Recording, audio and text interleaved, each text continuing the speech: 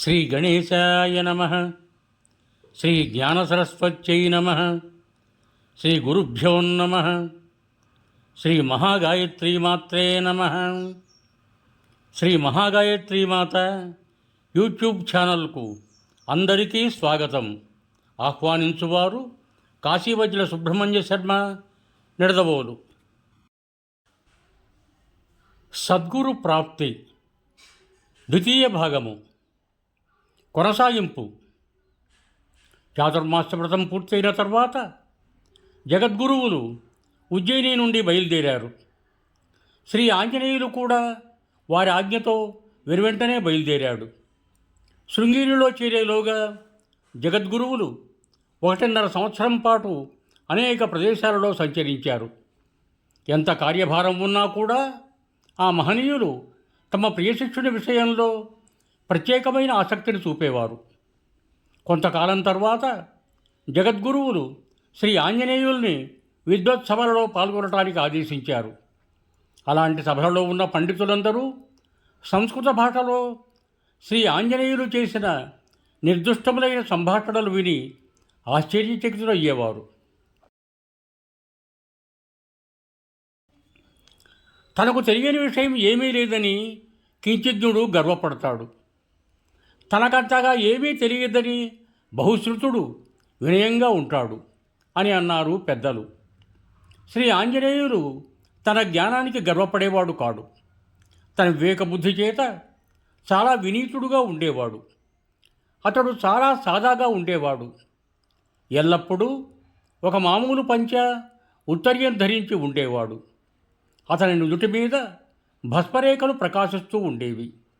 అతని ముఖంలో ఒక విధమైన దివ్య శోభ కొట్టవస్తున్నట్లు కనపడుతూ ఉండేది. అతడు జనసమూహంతో కలిసేవాడు కాడు.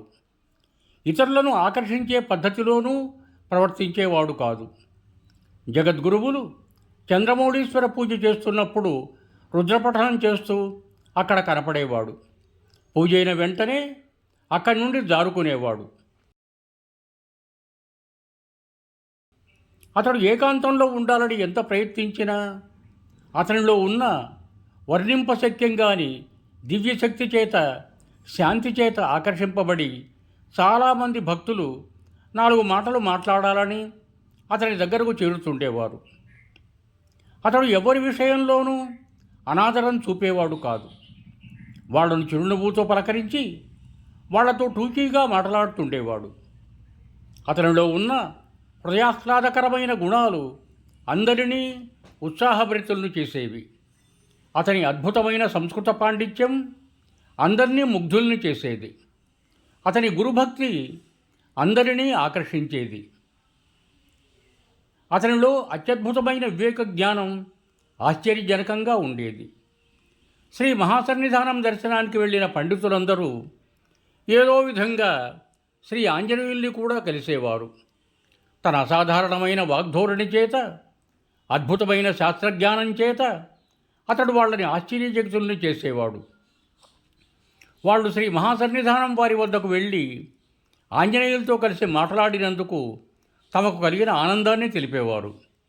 జగద్గురువులు సమ్మోహకమైన చిరునవ్వుతో ఉత్సాహపూర్వకంగా వాళ్ళు చెప్పిన విషయాలన్నీ ఆమోదించేవారు.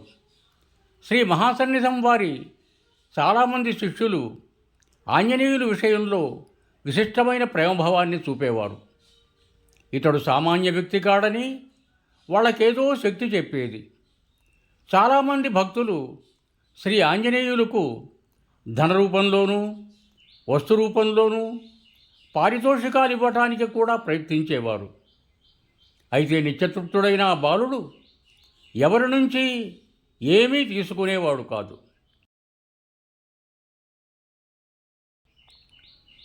ఒకసారి బొంబాయిలో ఒక సంఘటన జరిగింది.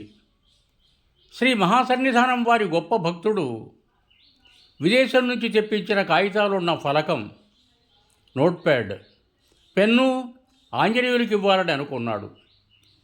అతడు చాలా ఉత్సాహంతో అతని వద్దకు వెళ్ళి వాటిని గ్రహించవలసిందిగా ప్రార్థించాడు. ఆ బ్రహ్మచారి మర్యాదపూర్వకంగా వాటిని స్వీకరించడానికి నిరాకరించాడు. ఆ భక్తుని ఉత్సాహమంతా నిరాశగా మారిపోయింది.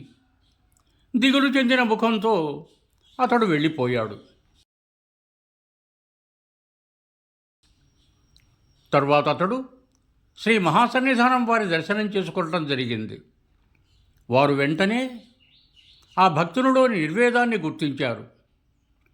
శ్రీ ఆంజనేయుల అనాసక్తికి చాలా సంతోషించిన ఆ జగద్గురువులు తమ సన్నిహిత భక్తుడు నిరాశ చెందటం చూచి బాధపడ్డారు.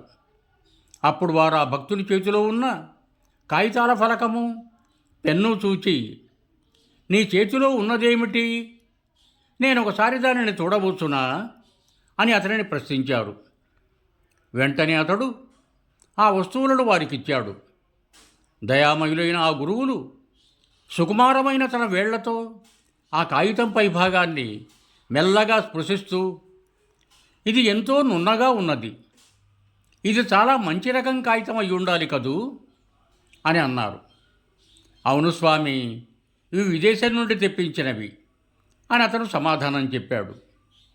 ఓహో, అలాగా, అయితే నేను వీటిని నా సొంత ఉపయోగానికి ఉంచుకొనవచ్చా అన్నారు.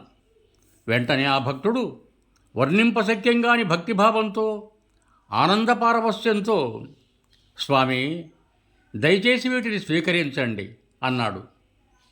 ఈ విధంగా జగద్గురువులు ఆ భక్తుని మనస్సునందున్న బాధను తొలగించాడు. మనం ఏవేవో అవకాశాల కోసం పాకులాడుతున్న కొలది అవి కన్ను తప్పి దూరమైపోతూ ఉంటాయి. మనం వాటి కోసం ఆలోచన కూడా చేయనప్పుడు అవి అప్రయత్నంగా వచ్చి మన తలుపు తట్టి పిలిచి ఆశ్చర్యం కలిగిస్తాయి. ఏదో ఒక విధంగా ఆంజనేయులకు ఉపకరించాలి అని ఎంతోమంది భక్తులు అనుకున్నా, అందుకు ప్రయత్నం కూడా చేసినా వారి కోరిక సిద్ధించలేదు. అయితే ఒక సదవకాశం బొంబాయిలో శ్రీ మహాసన్నిధానం వారి ఒక భక్తునికి లభించింది. అది తనంతట తాను వచ్చి తలుపు తట్టింది. ఒకనాడు విడిదిలో ఉన్న స్థలం చాలా ఇరుకుగా ఉండటం చేత అక్కడ ఉండి తన అనుష్ఠానాలు చేసుకొనటానికి శ్రీ ఆంజనేయులకు కొంచెం అసౌకర్యంగా ఉంది. అందువల్ల అతడు ఆ విడిది దగ్గరనే ఉన్న భక్తుని ఇంటికి వెళ్ళి, నేను కొంచెం సేపు నా అనుష్ఠానం చేసుకొనటానికి మీ ఇంట్లో కొంచెం స్థానం ఇవ్వగలరా అని ఆయనను మర్యాదపూర్వకంగా అడిగాడు. ఆ పిల్లవాని తేజోభరితమైన ముఖము, వినీత స్వభావము చూడగానే ఆ భక్తుని హృదయం ఆకర్షింపబడింది. వెంటనే అతడు, మీరిక్కడ సంతోషపూర్వకంగా ఉండవచ్చు అని సమాధానం చెప్పాడు. ఆంజనేయులు చిరునవ్వు నవ్వి అత్యధికమైన కృతజ్ఞతాభావం వ్యక్తం చేస్తూ అక్కడ ఉండి తన అనుష్ఠానం చేసుకున్నాడు. కేవలం 8 సంవత్సరాల తర్వాతనే ఆ భక్తుడు తాను ఆతిథ్యమిచ్చింది దక్షిణామ్నాయ శృంగేరి శారదాపీఠాధిపతిగా కాబోయే మహాపురుషునికే అనే విషయం తెలుసుకొనగలిగాడు. సశేషం ఇవం భూయాత్. సర్వే జనా సుఖినో భవంతు. ధన్యవాదములు. మీకు నా ఈ వీడియో నచ్చినట్టయితే దయచేసి ఒక లైక్ కొట్టి మీ బంధుమిత్రులకు కూడా నా ఈ వీడియోను షేర్ చేయగలరు. అదేవిధంగా నా ఛానల్ శ్రీ మహాగాయత్రీమాత యూట్యూబ్ ఛానల్ను సబ్స్క్రైబ్ చేయ ప్రార్థన. మరొక మారు ధన్యవాదములతో మహోదయుడు కాశీవజ్ర సుబ్రహ్మణ్య శర్మ, నిడదవోలు, తూర్పుగోదావరి జిల్లా.